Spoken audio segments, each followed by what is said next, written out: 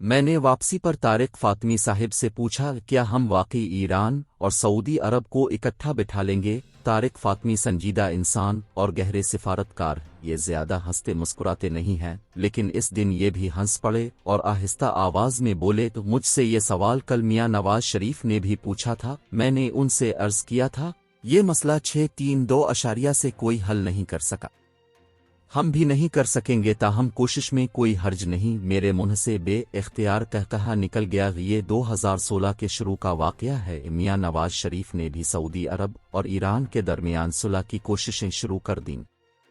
یہ جنرل راحیل شریف کے ساتھ سعودی عرب اور ایران کے دورے پر گئے تھے، میں بھی اس وفد میں شامل تھا۔ ہم پہلے سعودی عرب گئے، شاہ سلیمان اور ولی عہد کے ساتھ ملاقات ہوئی اور ہم اس کے بعد ایران میں صدر حسن روحانی سے ملے۔ دورہ کامیاب رہا، لیکن دیگر کامیاب دوروں کی طرح اس دورے کا بھی کوئی نتیجہ نہیں نکلا تھا۔ میں نے راستے میں طارق فاطمی صاحب سے یہ سوال پوچھا تھا، یہ اس وقت فارن افیئرز کے معاون خصوصی تھے۔ فاطمی صاحب کی بات غلط نہیں تھی۔ سنی شیعہ اختلافات 632 میں نبی اکرم کے وصال کے فوراً بعد شروع ہو گئے تھے، خلافت کا مسئلہ بنا اور یہ مسئلہ پھر تاریخ بن گیا۔ اختلاف کا دوسرا فیز فتح ایران کے بعد شروع ہوا۔ حضرت عمر فاروق کے دور میں ایران فتح ہوا۔ ایران کے بادشاہ یزدگرد کی 2 صاحبزادیاں مدینہ منورہ لائی گئیں۔ حضرت عمر نے فرمایا یہ شہزادیاں ہیں، چنانچہ یہ شہزادوں کے عقد میں جائیں گی۔ بی بی شہر بانو کا نکاح حضرت امام حسین سے ہو گیا اور گیہان بانو حضرت محمد بن ابوبکر کے عقد میں آ گئیں۔ حضرت محمد بن ابوبکر کی والدہ حضرت اسما تھیں، یہ حضرت علی کے بڑے بھائی حضرت جعفر کی اہلیہ تھیں۔ جنگ موتہ میں حضرت جعفر کی شہادت کے بعد حضرت ابوبکر کے عقد میں آئیں، حضرت محمد بن ابوبکر پیدا ہوئے۔ یہ ابھی شیرخوار تھے کہ حضرت ابوبکر وصال فرما گئے۔ حضرت اسما نے اس کے بعد حضرت علی سے نکاح کر لیا اور یوں محمد بن ابوبکر نے حضرت علی کے گھر میں پرورش پائی اور فتح ایران کے بعد گیہان بی بی سے نکاح کے بعد ان کی حضرت امام حسین سے ایک اور نسبت بھی ہو گئی۔ ان 2 رشتہ داریوں کی وجہ سے خلافت کا تنازع ایران اور عرب تک پھیل گیا۔ سانحہ کربلا کے بعد بی بی شہربانو ایران ہجرت کر گئیں۔ ان کا مزار تہران کے مضافات میں رے شہر میں ہے۔ دوسری طرف حضرت امام حسین اور حضرت محمد بن ابوبکر کی شاخیں امام جعفر صادق میں اکٹھی ہو گئیں۔ یہ اختلاف کا تیسرا فیز امام رضا کے دور میں شروع ہوا۔ خلیفہ ہارون الرشید کی ایک بیگم عربی اور دوسری ایرانی تھی۔ خلیفہ ہارون الرشید کا انتقال بھی ایران میں ہوا تھا اور یہ مشہد میں مدفون ہے۔ خلیفہ نے امام رضا کو خلیفہ بنانے کا وعدہ کیا تھا، لیکن ہارون الرشید کے بعد عربی اور ایرانی ماؤں کے شہزادوں کی لڑائی ہوئی۔ مامون الرشید نے امام رضا کو شہید کر دیا اور یوں عرب ایران خلیج میں مزید اضافہ ہو گیا اور یہ خلیج آج تک پاٹی نہیں جا سکی۔ ایرانیوں کے بے شمار کلیمز میں سے ایک کلیم مکہ اور مدینہ کی عملداری بھی ہے۔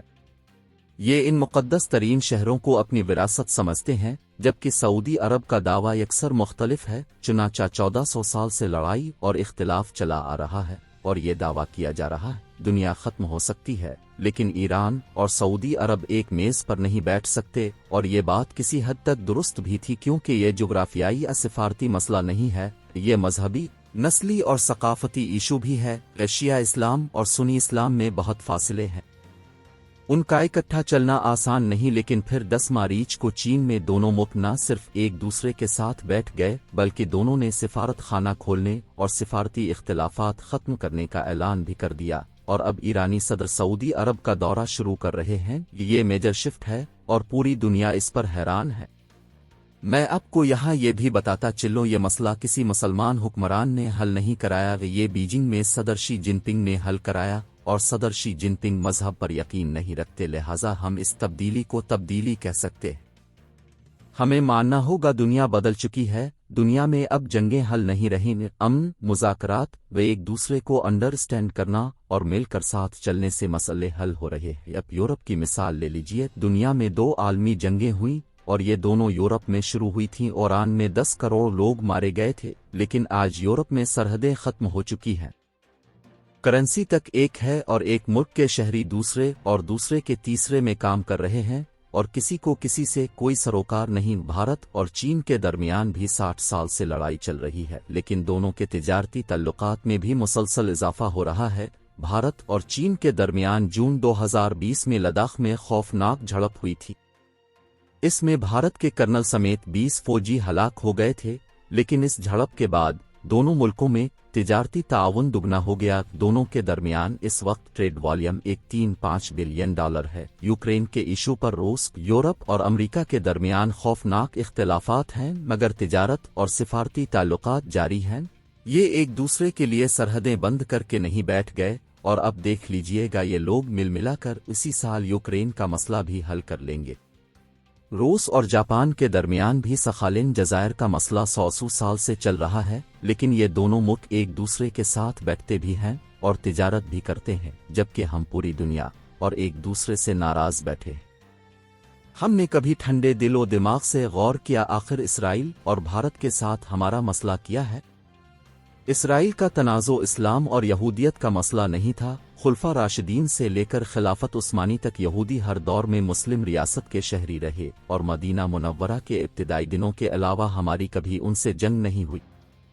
یہودیوں کی اصل لڑائی عیسائیوں سے تھی، لیکن یہ آج بھائی بھائی ہیں اور ہم لڑ رہے ہیں۔ لیکن رکیے، یہ لڑائی بھی اب پاکستانی اسرائیلی بن چکی ہے۔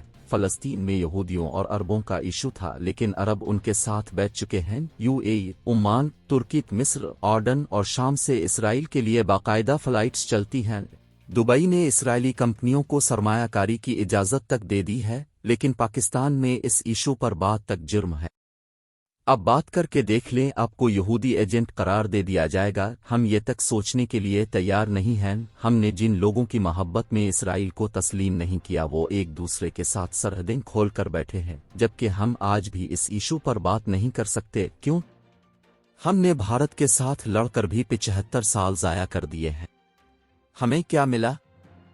ہم آج $1 بلین کے لیے IMF کے سامنے ناک رگڑ رہے ہیں، جبکہ بھارت کے ایک بزنس مین گوتم اڈانی کو صرف ایک ہفتے میں $100 بلین نقصان ہوا، اور انڈیا میں ایسے 276 بزنس مین ہیں۔ ہمارا پیٹرول، گیس، بجلی اور کپاس پوری نہیں ہو رہی، جبکہ ایران، ازبکستان، تاجکستان اور قزاقستان گاہکوں کا راستہ دیکھ رہے ہیں۔ اسرائیل ہم سے پوچھتا ہے، بھائی صاحب عرب ہمارے ساتھ بیٹھے ہیں، آپ کو کیا مسئلہ ہے؟ بھارت بھی بار بار کہہ رہا ہے اب ایشوز لاک کریں اور سرحدیں کھولیں گے۔ ایران اور روس ہمیں پیٹرول اور گیس دینا چاہتے ہیں۔ چین گوادر میں انٹرنیشنل شہر آباد کرنا چاہتا ہے۔ یورپ ہمارے ہنرمندوں کے لیے ملک کھولنا چاہتا ہے، اور امریکہ پاکستان میں امن اور خوشحالی دیکھنا چاہتا ہے، مگر ہم پوری دنیا اور اپنے ساتھ متے لگا کر بیٹھے ہیں، اور ہم اگر عصمت ہے بازی میں بھی خوشحال اور مطمئن ہو جاتے تو بھی کوئی ایشو نہیں تھا۔ ہم سے تو آج اپنی روٹی پوری نہیں ہو رہی، لہٰذا پھر ہمیں عصمت ہے بازی کا کیا فائدہ ہوا؟ میری پوری قوم سے درخواست ہے، جناب مکالمہ شروع کریں، سوچنا سمجھنا بھی شروع کریں، ملک کو دنیا کے لیے کھولیں، بھارت سے ڈائلاگ شروع کریں، اسرائیل سے بھی مذاکرات کریں، ایران، چین، روس اور امریکہ سے نئے سرے سے بات چیت کریں، افغانستان سے بھی کھلے دل کے ساتھ گفتگو شروع کریں، شیعہ سنی ڈائلاگ بھی کریں۔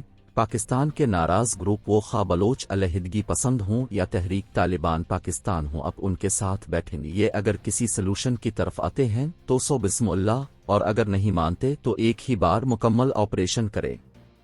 منظور پشتین گروپ کے ساتھ بھی ڈائلاگ شروع کریں اور عمران خان کے ساتھ بھی بیٹھیں، آخر اس کی بات سننے میں کیا حرج ہے؟ میاں نواز شریف اور عمران خان کے درمیان ڈائلاگ کیوں نہیں ہو سکتا؟ اگر 18ویں ترمیم میں کوئی خرابی ہے تو اسے ٹھیک کیوں نہیں کیا جا سکتا؟ اور آرمی چیف اور چیف جسٹس ایک دوسرے کے ساتھ کیوں نہیں بیٹھ سکتے؟ ہم اس ملک کو ایڈ ہاک بنیادوں پر کیوں چلا رہے ہیں؟ ہماری دوڑ $2-4 بلین تک کیوں رہتی ہے؟ ہم اس ملک کو مضبوط بنیادوں پر کھڑا کیوں نہیں کرتے؟ ہم کیوں نفرت کے بیوپاری بن کر رہ گئے ہیں؟ آج اگر سعودی عرب اور ایران اکٹھے بیٹھ گئے ہیں تو ہم کیوں نہیں بیٹھ سکتے؟ یہ یاد رکھیں، دنیا میں گفتگو اور ڈائلاگ کے سوا کوئی راستہ نہیں ہے، یہ راستہ اختیار کریں، ہم کہیں نہ کہیں پہنچ جائیں گے، ورنہ یوں ہی دم گھٹ کر مر جائیں گے۔